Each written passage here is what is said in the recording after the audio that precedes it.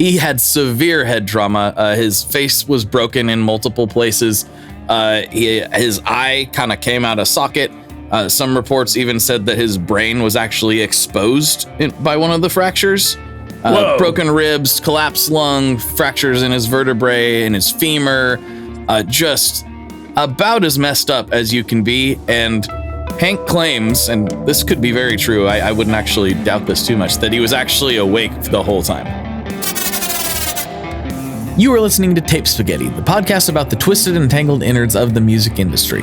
Some of this content may not be for all listeners or viewers, so if it's not for you, no harm, no foul. We'll just catch you on the next one. All right, without further ado, let's get into it. Here we go. Welcome back to another episode of Tape Spaghetti. I am Scott Marquardt, joined as always by Blake Weiland, who just got back from California. I did. I was in and out real fast, but I did a lot while I was there. Did you have any in and out while you were there? Not this time, no. Oh, that's a shame. I had Whataburger the other day when I was driving back from Memphis, which is kind of Texas's version of In-N-Out. How do you like it? I've never had Whataburger. Whataburger's fine. It's good. Yeah. It's I don't know. I mean, I think In-N-Out's good too. And they're both good. There are very few burgers I've had in my life that I haven't appreciated. Yeah. I still think about a Dino's burger once in a while. Oh, I had a Dino's burger a week ago. I love a Dino's burger. Fantastic. Shout out Dino's in Nashville. Great. Just backyard style burger. Just like, I think it was Rita Marley who was like, Bob had like a lot of partners over his years, but always loved her. And she was like, Bob was too much man for any one woman. I think that I'm too much man for any one burger. I'm with you. Yeah, I feel that. The more burgers I have, the more man is here. The more man exists. Yeah, I like In-N-Out quite a bit. We do have some of them here, so it's not as big of a deal for me to go get it if I really need it. Yeah, there's one about 40 minutes for me if I really need it. And there's here more too. It's outside of the city. I haven't been to one here. I know that the woman who owns In-N-Out is moving to Nashville. I heard that. Yeah, so you'll probably get more, most likely. Mm-hmm. Yeah, they built their like East Coast regional hub office out here. Okay. Yeah. So yeah, there's a lot of beef in my future. And speaking of beef, I am told that you have a lovely topic for this week. I mean, it is a beefy man that we're going to be talking about. So that it's works. A beefy man talking about a beefy man. That's right. I didn't quite expect to get into this one so soon, but I've been listening to a lot of this fella's music lately, and I just felt inspired to jump in, and I don't know why I'm doing the thing again where I'm pretending. This is the Liberace episode, I assume, then. Yes, I'm constantly listening to Liberace. That's what I figured. Yeah, we'll do an episode one day. Now, maybe we won't. That one's almost too messed up, to be honest. It's pretty weird.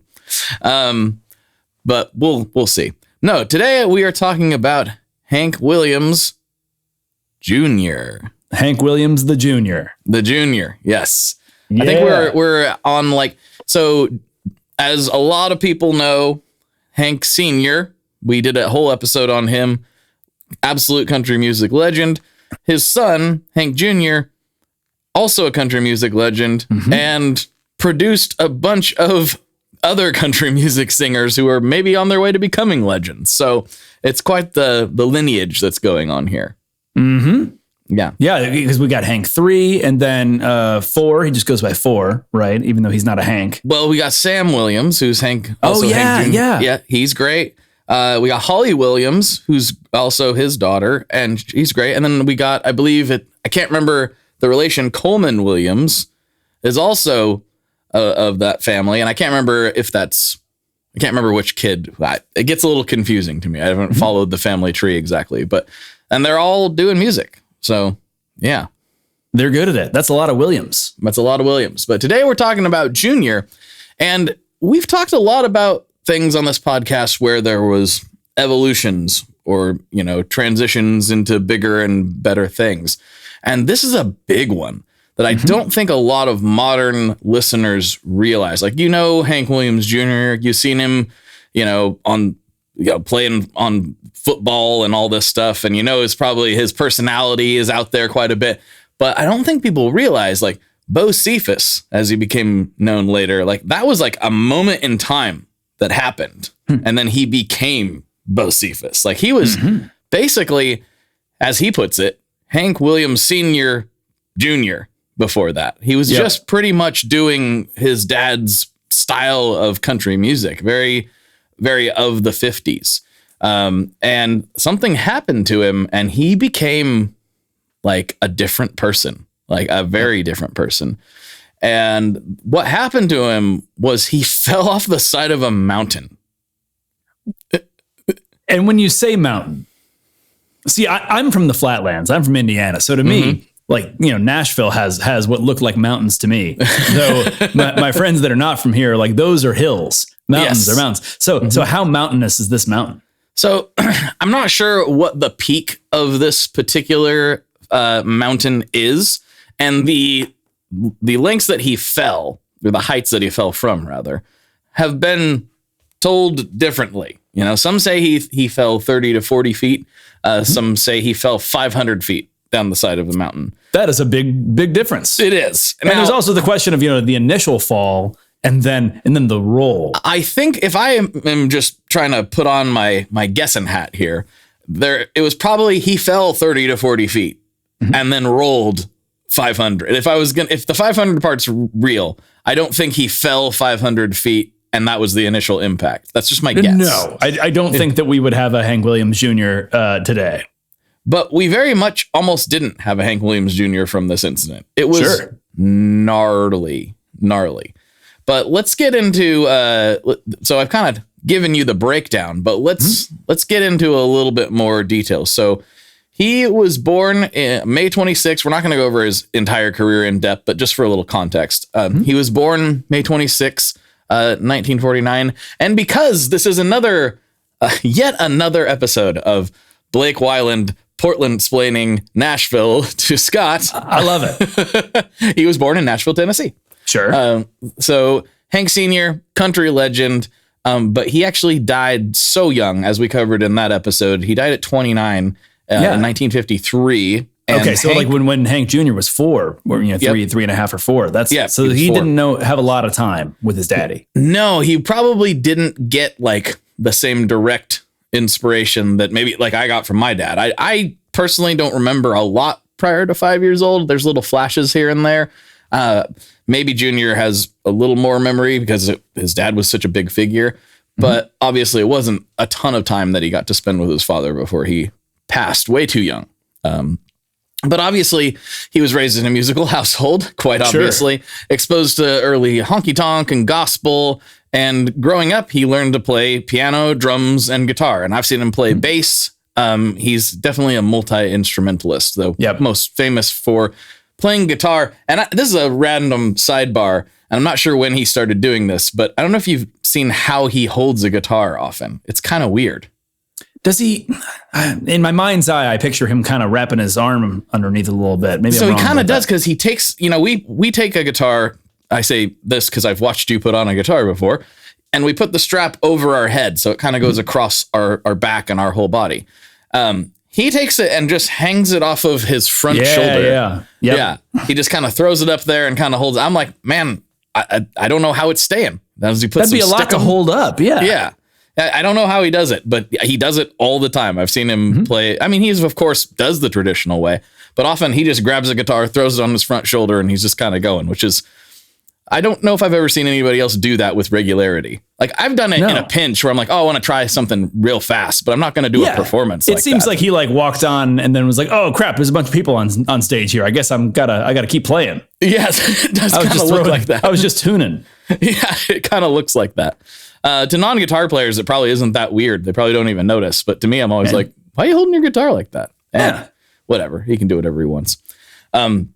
So when he was really young, basically like when he was a teenager, he started playing his dad's music, literally his dad's hits. He would play them around town and in bars and anywhere he could, really. And I'm sure it's easy to sell a ticket when it's, Hank Williams Jr. does Hank Williams Sr. Yeah, I mean, he's the son of the most famous country music star ever at the time. Pretty easy. And that's to sell happened a lot ticket. even since. You had like Zappa Plays Zappa with Dweezil doing Frank Zappa stuff. I'm sure other circumstances. Yeah, exactly. He gets the nickname of Luke the Drifter Jr. by some industry figures, as his dad was famously called Luke the Drifter. And he does this basically all throughout the 60s. But by the 70s, he's kind of viewed as living in his dad's shadow. Because that's all he's really doing. I mean, that's a big shadow for one. Like, even if you were trying to go out on your own, it'd be tricky. But especially if you're playing his music, that becomes pretty tough. Yeah, and you can imagine for somebody that didn't get to have that many years with their dad, how powerful it would be playing his songs. That's like the connection that he has, with the guy in a lot of ways. So that seems like that would be a very challenging shadow to get out from under. Yeah, exactly. So I mean, and also that's what's paying the bills, right? Yeah. It's like, I mean, it's hard to deny. Like we said, it's an easy ticket to sell. I'd want to see it. I can understand, but in the industry at large, it's like, he's just doing his daddy's music. And I presume, really, I can't remember what his mom did. She didn't make music. I don't believe so. I don't actually know what his mother did. And I presume Hank Jr. to be the eldest child. Yeah. I don't remember. He did have other children, and we covered this in the Hank Sr. episode, like some of the lineage there, but I don't remember off the top of my head how all that connected. So he's a little bit of the man of the house, maybe. It seems that way. Yeah. Whether that's true or not, it's hard to know, but it does seem that way. But he's doing very traditional stuff, and it's kind of, as some people said, like focused on imitation rather than innovation. Like he's not trying to go out of his way to do anything special, really. And I mean, again, it makes sense. His dad already did something rather special. So it'd be hard to imagine that you'd be able to get out from under that or improve upon it in some way when it was so innovative at the time. But yeah, he starts something that he's known to do for the rest of his life. He's starting to have a little bit of that rebel streak in him. He's starting to drink some more. He's like got a lot of pressure on him from the industry to try to, meet these rather intense expectations, and it's kind of getting to him. So he's rebelling a little bit, kind of becoming not full outlaw yet, but it's in there. It's starting to show its face. And then this happens in 1975. So he's in the Great Smoky Mountains, which, as I call them, the Great Smoky Hills. But, as I was alluding to earlier, not the tallest of mountains. They're beautiful, though. Absolutely beautiful. The oldest mountain range on Earth. You told me that. Yeah, I didn't realize that. It's pretty cool. So mountains get kind of worn down over time. So the Himalayas are like the youngest one presently, and so that's why they're huge.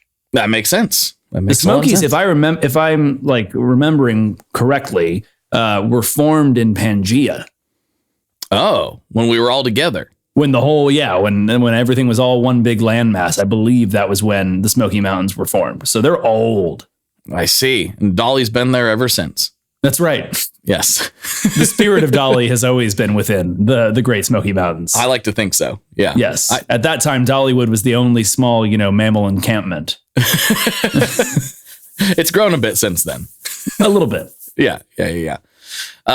Great, beautiful place. But Hank he's and still is to this day, a big outdoorsman. He loves hunting and fishing and hiking, and he just loves going out into the woods. That's his thing. So there's some reports that are a little weird here, but again, with the height from which he fell and all, it's a little bit like, the legend gets bigger over time. So sure. We're just going off of what has been said in the past here, but he's on a hunting trip with some friends and something happens. He slips and he falls at least 30 to 40 feet down a rocky slope and ends up in a creek bed and hits rocks on the way down. It's bad. Could you say that really this was his rock bottom? Literally. Yes. And he didn't receive it from Dwayne "The Rock" Johnson. That's unfortunately. A shame. Yeah. And he's what, 26 at this time?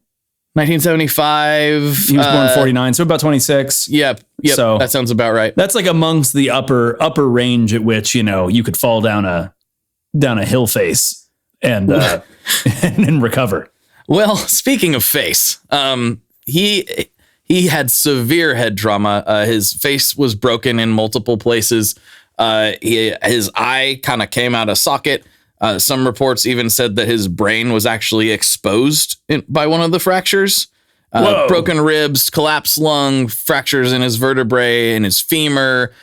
Just about as messed up as you can be. And Hank claims, and this could be very true, I wouldn't actually doubt this too much, that he was actually awake the whole time that this happened. Like he didn't fully get knocked unconscious or anything. Which is kind of terrifying. And you kind of imagine he's probably, I don't know if you've been in shock before, like actual shock. I have once. Not like in a medical sense, no. It's really weird. It's very weird. Like you see that you know that you're hurt badly, but you don't feel it at all. At least that was my experience. So, yeah, back in the 2011 eye incident, like it hurt kinda, but not really. It was like, oh, that hurts. But like smashing your thumb with a hammer hurt me. Like it caused me more pain in that moment than like what would happen with my eye. Wow. So you just kind of like know this is really bad. Oh, wow, this is really bad. And often you end up puking, which I did. So yeah, I could see how he was like, I'm in a bad way, fellas. Yeah. Like, and I mean, this is, depending on where he is in the Smokies, this is kind of a remote area. Yeah. Well, I mean, it's hunting, so it's probably not anywhere near civilization, really. They airlifted him out. Yeah, so he was obviously with friends. They went and got a helicopter, and so none of this is going to happen fast. This is the 70s. They're not going and getting on Instagram, and posting about it, or like they're having to go find help and then come back via helicopter to get him. So after this happens, he's just laying in the creek bed for who knows how long. I imagine at least an hour, probably several, is my guess. And this completely, like, obviously shattered his body, but also it changed him. So he says that I had to learn how to do everything again. Walk, talk, play guitar, sing, everything. He said it was like being completely reborn. And in a lot of ways, he was. Because when he came back, he had like an identity crisis of sorts. Like, what am I doing?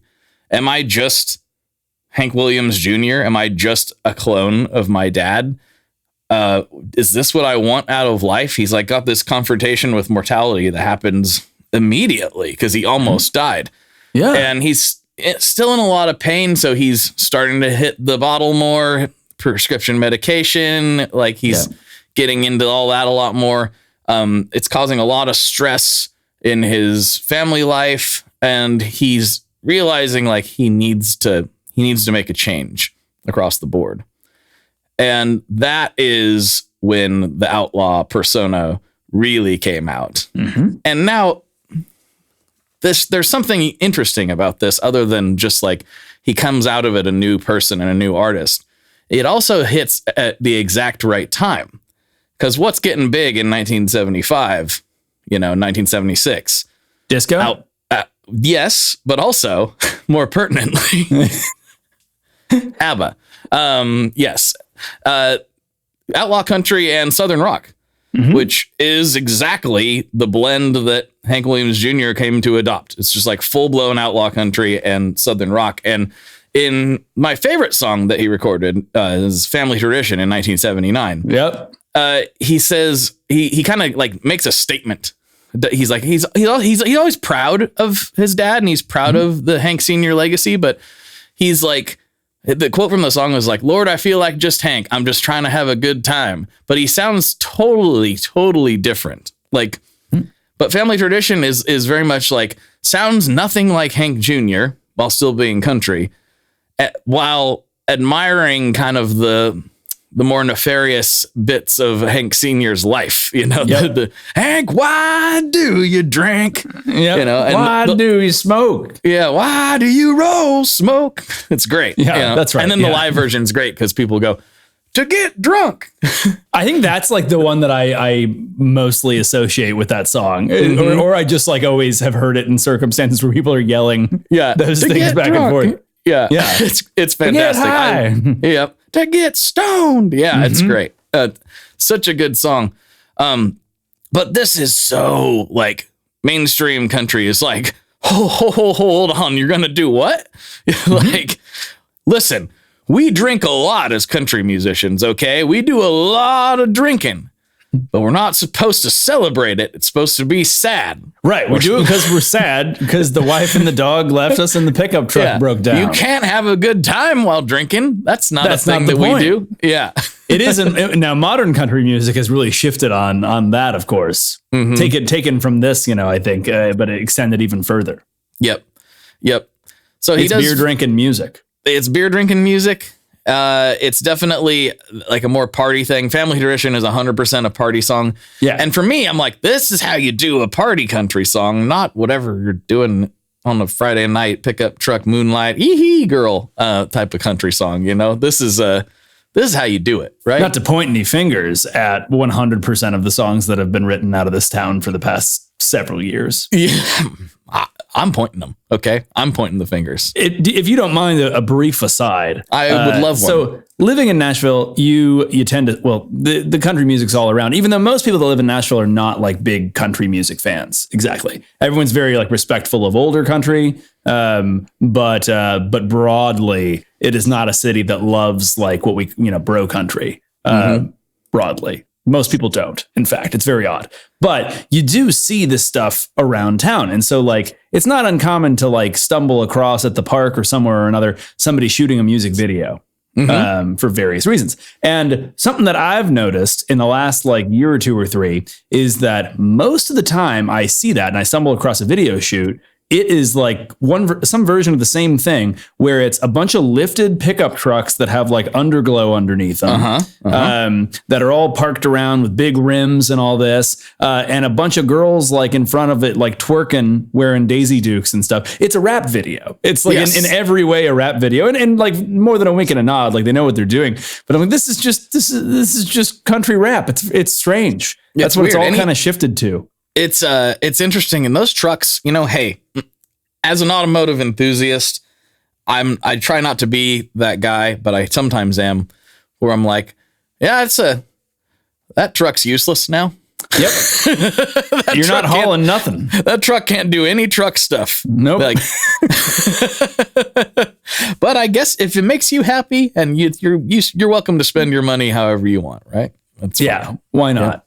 Yeah, why not? There's a lot of underglow neon companies that are really digging this trend. Oh, yeah. But as a guy who grew up in like 2000s hip hop and like loved those old music videos, it's just that. Yep. It's just 100% that. Rent a bunch of cars and hire a bunch of ladies and make it seem like that's what you do on a normal Saturday night. Isn't that funny that some things just never really change? I remember as a kid being like, man, those guys got a lot of money. Yep. And as I got older, it's like, they had a moderate amount of money for one day. They rented a bunch of stuff. Exactly. Just like anyone selling you courses on how to get rich on YouTube. Mm-hmm. Yeah. Look at my car. Look at this. How do you think I got this Lambo? I love it. How do you think I got this Lambo? I think you rented it from a guy with money. You rented it on Turo for $1,000. Yeah, exactly. But yes, I guess fake it till you make it is some people's philosophy. It can work out sometimes. That's the strange thing. I think it can. It does. But more often than not, it doesn't. I feel like. I don't know. Maybe that's true. Maybe it's not. Maybe there's one of those guys listening to this right now going like, well, yeah, where's your Lambo? Well, you're right. I don't have a Lambo. I have a Toyota Corolla. I have a Jeep Wrangler, the Lamborghini of 4x4 vehicles. Is it? But not even that. No, I don't think it's that. Yeah. Well, we'll get some underglow on there. We'll get some offset rims. We'll fix it up. Yeah, I'm not we'll get back to Hank shortly, but I'm not like that Jeep guy. Mine is stock with like some black rims that I like, but like I like black rims. People tend to modify them to the point that like they think they're cool, but no one else does. And they'll try to sell them and then try to, just like guitars, they'll try to like be like, I've got $15,000 in upgrades on here. And so that's why I'm selling it for way more than the base model would be. It's like, no one wants your same upgrades. Yep. You just gotta, if you're going to do that stuff, you got to know it's just for you. Just for you. That's fine. You're never going to get your money back out of it. And in fact, it really kind of devalues it to everybody else. But anyway, Hank Jr. put out Family Tradition, and then what? And then he got a lifted truck with underglow. No, he did not do that. I think if somebody brought Hank one of those, he'd shoot it with a gun. I would hope so. I'd like to think that he would. Yeah, I think he would. But yeah, he releases Whiskey Bent and Hellbound, which is much more like Southern rock. Like it's as a country guy, this album's like barely country. And I think of even Family Tradition as being pretty Skinnerdy. Yeah, it is. But that's an interesting thing that happens with Hank because his name is Hank Williams Jr. in a lot of ways. If it was somebody else, they might consider like, oh, they crossed over to rock. This is not country anymore. But you can't tell someone named Hank Williams that it isn't country if they say it is. Especially when he does another hit like Country Boy Can Survive. What are you going to try to tell him? Exactly. Yeah. I'm like just naming all of my favorite Hank Jr. songs on this, basically, was what's happening. He does that. He does All My Rowdy Friends. All My Rowdy Friends is a rock and roll song. That's straight up. It's got the jangly piano, the like it's like Little Richard, basically. Yeah. So in some ways, this is also the beginning of country being like a lyrical theme or an attitude, but not really like a coherent genre in and of itself, which would obviously continue for the next many decades. Yeah. This is probably one of the first times that all the old heads, in the late 70s were like, that's not country music. Probably so. which now has been the story for a long time now. And now people like me look back and go, remember when country was cool back when like Hank Williams Jr. was like, wait a minute, that was rock and roll. I miss when we called it country and Western. I do too. Yeah. Little Western swing action. Yes. Love it. So it's not just the musical style that is different here, though. He's also really changed up like his voice. He's got a more gravelly, rougher kind of sound to it. It's more rock and roll. Is some of that you think like the result of like, injuries from the accident, or you think he's kind of putting it on? I actually think this is one of the rare cases where this is like a injury related thing. It's pretty noticeable, and I've never heard him talk from pre-accident that I can remember. I'm sure there's a interview with him somewhere, but I've only heard him post fall talking, and he sounds like he sings. His voice just kind of sounds like that. It just has a little edge to it. And it's deeper, which is interesting because your voice naturally goes a little bit deeper as you get older, but he like immediately shifted down a little bit. Especially if you drink and smoke. Those two things in concert do tend to lower your register a bit. Does he do that? Oh, there's a whole song about it. He told us that he did. Yeah. He testified. Why do you drink? He also like changes his delivery.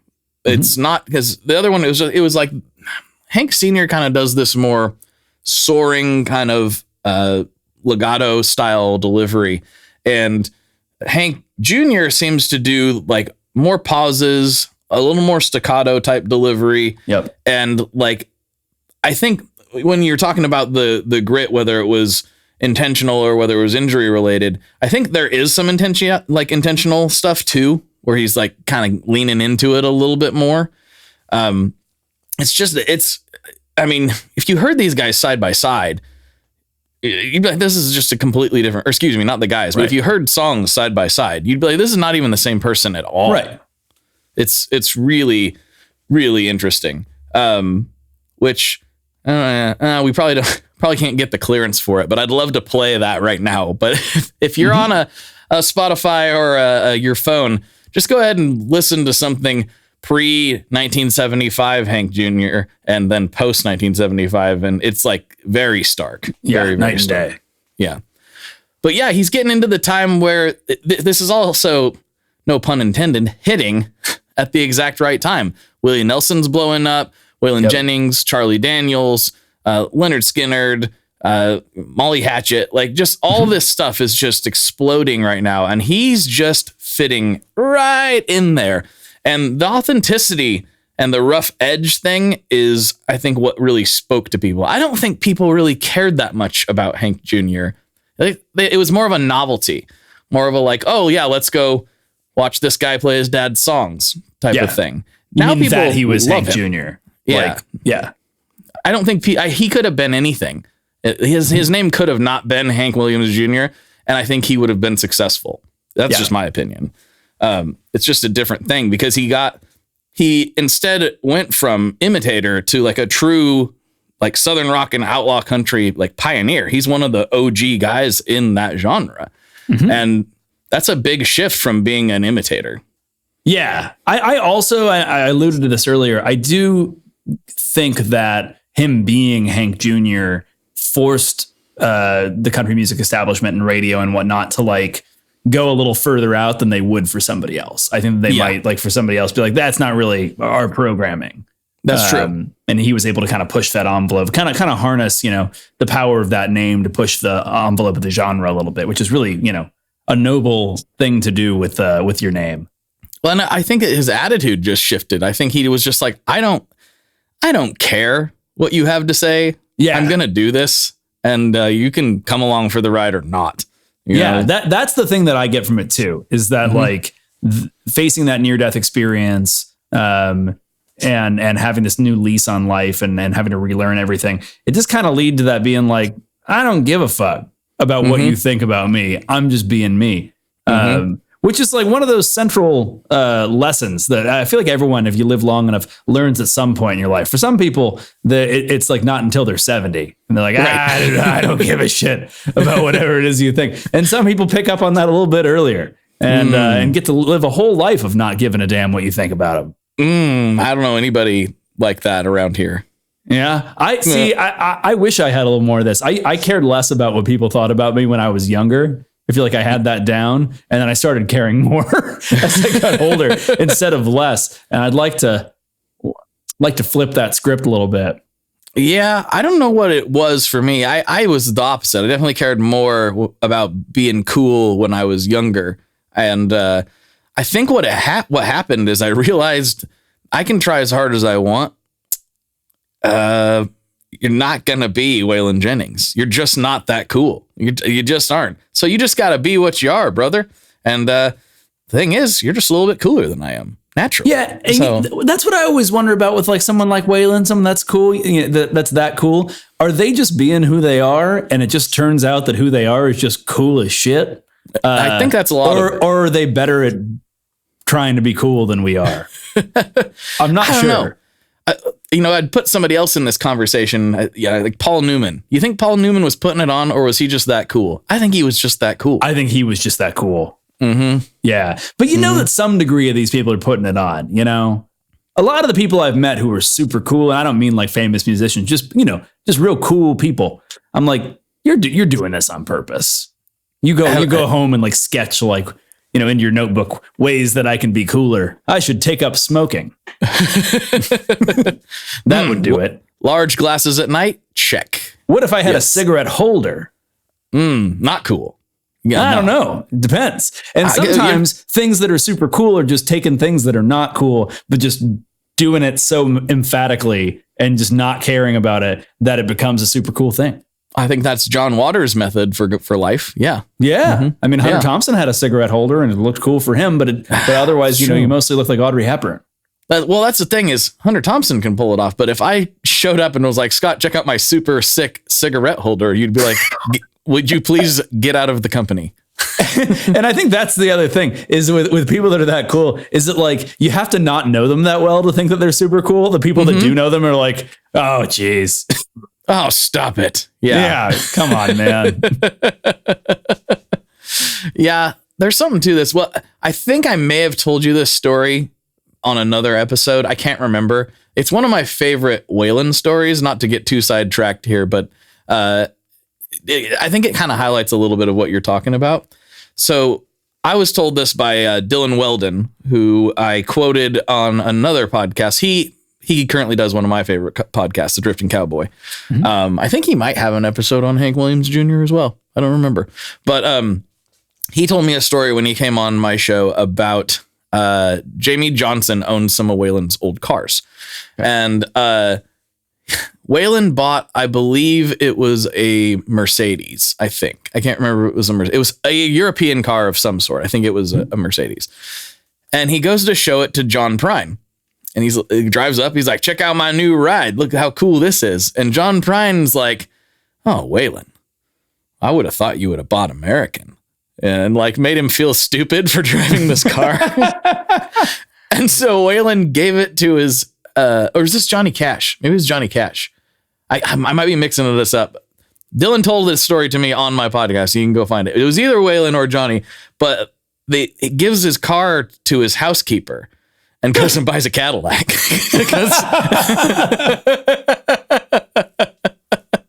So maybe there is a little bit of sensitivity to what other people think. I think as cool as Johnny Cash is, at the end of the day, you don't become the Man in Black by accident, right? You're doing that on purpose. There's a bit of a choice here. You're right. Mm-hmm. Yeah. But it's always, that's the trick, is making a choice, but then making it seem like it just happened that way.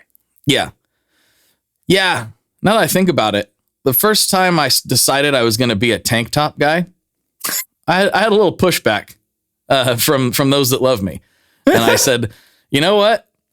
My comfort doesn't care. I'm going to be a tank top guy occasionally. That's just how I'm going to be. And that's what it is. And now everybody still push back at you over being a tank top guy. So you do. Yeah. It hasn't worked, has it? No, it hasn't worked. I'm not trying to shape your life. I'm just trying to shame you for, as a general matter of course, I guess. I deserve it.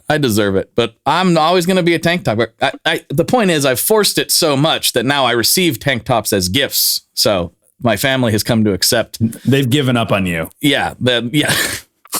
I say accept. You say given up. I'm not sure what to believe here. I think those are the same thing. Oh, okay. Fair enough. But yeah, what we're looking at here is like the quote from Hank Jr. that what he has said about this whole thing. And it's a very Hank Jr. thing to say. He says, the mountain broke me and then I broke through, which is like kind of wild. And you know what? One of the craziest parts about this whole thing.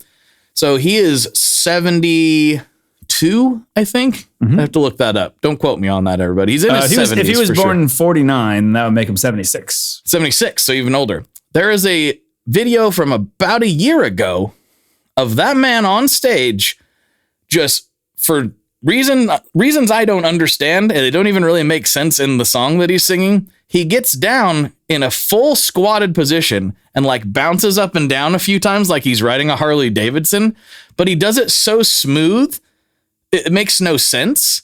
I'm like, he's like still in his 70s. He's like putting his leg up on the pianos while he's playing them and just like going to town and moving around on stage. I'm like, obviously you recovered real well. Like, clearly. Yeah. I mean, the money probably doesn't hurt, but also, man, 70s are the new 50s. I see people in their mid 70s anymore that I'm like, huh? You look great. He still looks great. He's still out hunting and fishing and good. Yeah. Doing all that stuff. He really, really broke through. But more than that, he kind of showed that like the second generation artists, some people like get after them for being Nepo babies these days. And I understand that. But I also think that a lot of them have done a really good job at trying to manage something they have no control over. They're like, I still want to be a musician. I still want to do this. And they have it just as much in their DNA as somebody without famous people, maybe even more so. Yet we have a tendency as listeners to be like, wow, that's just Willie Nelson's kid. That's just Hank Williams' kid. Like, they're only here because of that. Yep. But at the same time, like, I think that it sounds weird to say, but like, I think he showed that they could actually carve an original path. Yeah. And actually show that a second generation artist can be just as important and just as influential as their parents. Yep. And I don't think we should just write them off automatically because they're the kids of somebody that was famous already.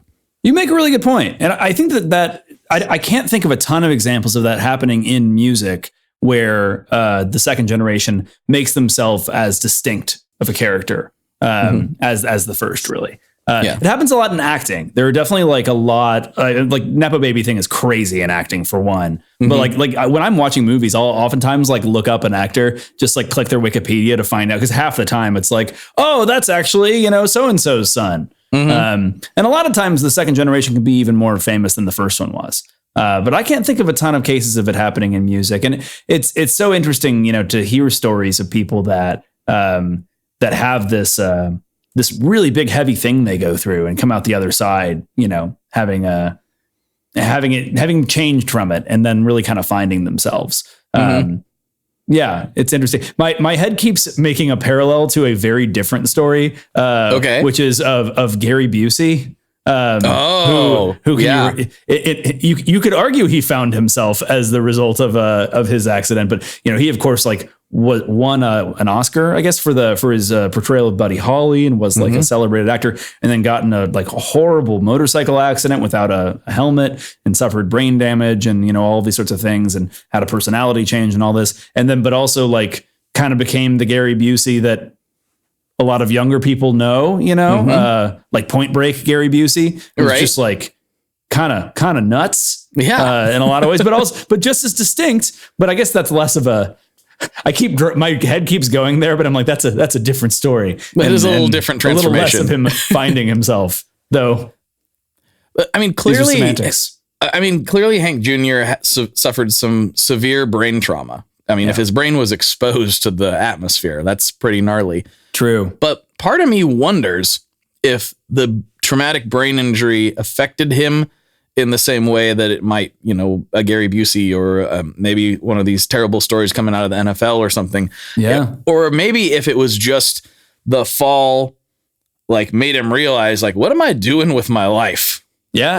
What am I doing here? I think, it could be a little of both, because he doesn't seem like I said, he's performing like crazy and never really has stopped for longer than I've been alive.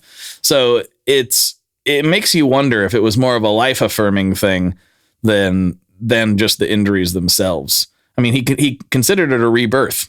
So who knows? Yeah, that makes sense. Yeah. But it's a little bit of a shorter story, because that is pretty much the tale, without diving into any awards and accolades. That's a little bit less interesting, I think, than the transformation itself. But yeah, it's interesting. We got a real artist out of this thing. He fell off a mountain, got back up, and kind of helped define a genre at a time where it was a really tumultuous moment in the country music world. And even in family tradition, he says country music singers have always been a real close family, but lately some of my kinfolk have disowned a few others in me, and we know who those are. And funnily enough, those are the artists that are those are the ones we're all those are the cool ones. Yep. We like Waylon and Willie and Chris Christopherson and Hank Williams Jr. That's what we want.